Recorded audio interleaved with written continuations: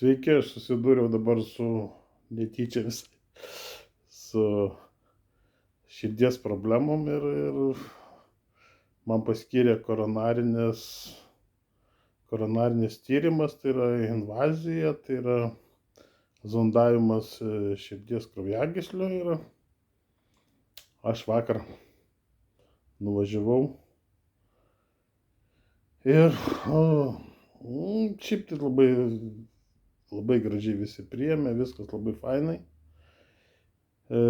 Man pats tyrimas, svarbiausia, aš labai bijojau iš tikrųjų, kur, kaip pavyzdys, dar dabar ranka užrišta, juodu sutepta visa nes negalima 2-3 dienas nieko kelt su ta ranka, nes papuolama į arteriją yra, į arteriją įvedamas kateteris, ne kateteris, gal nežinau, vila, gal ten, aš nieko nemačiau, nes iš tikrųjų tai po daug aparatų tenais ir nesvarbu, netame esmė.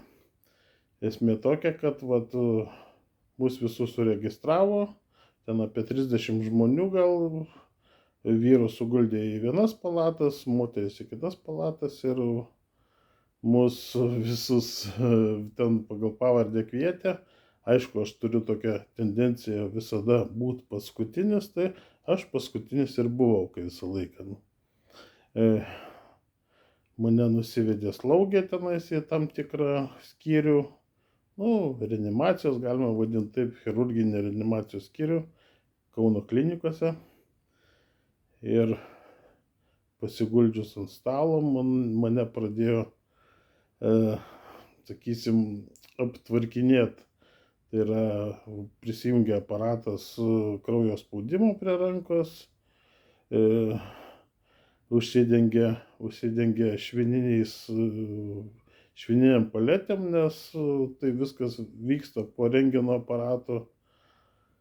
Ir ką aš dar prieš tai norėjau pasakyti, kad man padarius ten